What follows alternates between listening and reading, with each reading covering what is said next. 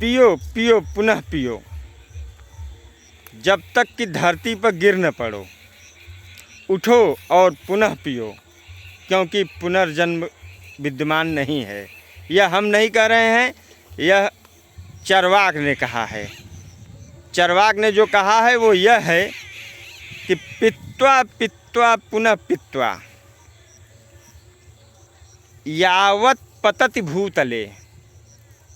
पियो पियो पुनः पियो, जब तक कि धरती पर न गिरो। उत्थानम च पुनः पित्वा, उठो और पुनः पियो, पुनर्जन्म न विद्यते। मतलब पुनर्जन्म की उम्मीद मत करो। जो कुछ है इसी लोक में है, उस लोक को बनाने के चक्कर में यह लोक न बर्बाद करिए। तो इतना बढ़िया दार्शनिक ज्ञान पे ही हमारी सरकारें चल रही हैं।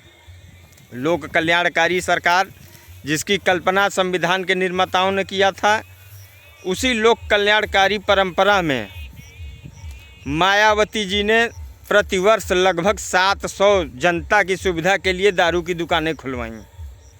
माननीय अखिलेश जी समाजवादी ने भी समाज को कोई दिक्कत न हो इसलिए लगभग 500 पूरे 500 दुकानें हर साल अपने कार्यकाल में खुलवाईं। और बाबा जी तो साधु संत हैं ही, मोह माया से क्या मतलब इनको।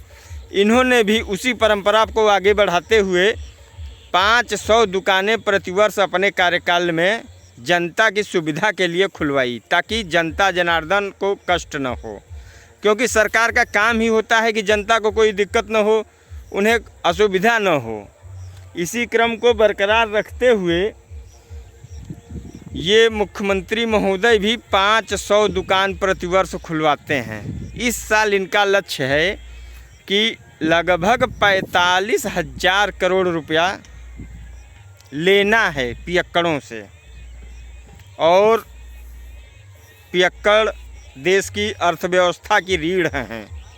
कोई उद्योग कोई धंधा न होने की स्थिति में ये ही उत्तर प्रदेश की आत्मा हैं। इन्हीं की बदौलत 45,000 करोड़ रुपए वसूले जाएंगे और उसे ऐशो आराम पे खर्च किया जाएगा। कौन ऐशो आराम होंगे वो आप जाने, क्योंकि आपके पैसे आप पे ही सरकार लुटाएगी। सरकार कहीं लेके जाती नहीं पैसा। तो 45,000 का क्या क्या होगा, बियर की फैक्ट्री लगेगी कि दारू की फैक्ट्री लगेगी, ये अलग विषय है। विकास कार्य की ज़रूरत तो है नहीं। स्कूल, गांव, सड़क, बिजली लगभग हर जगह पहुंच चुकी है। अब ये पैसे 45,000 वसूल के कहाँ जाएंगे हम तो नहीं बता सकते। लेकिन हम एक मांग कर रहे हैं कि कम से कम उन पियक्कड़ों, माफ़ करना पियक्कड़ कहना गलत होगा, आर्थिक योद्धाओं जिनकी वजह से सरकारें चल रही हैं और सरकार चाह कर भी रोक नहीं पा रही है, और लगभग 2 दुकान प्रतिदिन खोलना पड़ रहा है, नई दुकान, ताकि जनता को कोई दिक्कत न हो दारू पीने में।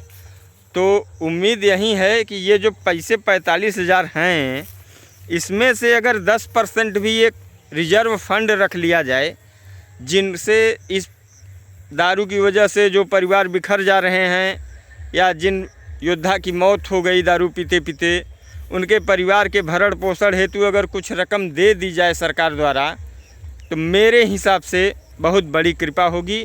1 रुपये, 2 रुपये, 5 रुपये, जो भी समझ में आए, सरकार बोतल का रेट बढ़ा दे और उस रेट से, उस पैसे से पियक्कड़ों का जनरल बीमा करा दे और उन्हें एक कार्ड जारी कर दे, ताकि मरने के बाद उस पियक्कड़ परिवार को कुछ आर्थिक सहायता मिल जाए। 1 लाख, 2 लाख, 10 लाख, जिस हिसाब से उसने पिया होगा उस हिसाब से उसे मिल जाए, तो परिवार बिखरने से बच जाएगा।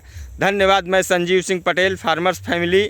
अगर मेरा विचार आपको बुरा लगा हो तो दोबारा मेरे चैनल पे मत आइएगा, और अगर अच्छा लगा हो तो सब्सक्राइब कर लीजिए और इस भाव को प्रचारित कीजिए, ताकि देश की अर्थव्यवस्था की रीढ़ दारू पीने वाले लोगों के अधिकारों का संरक्षण और परिवार का भरण पोषण होता रहे।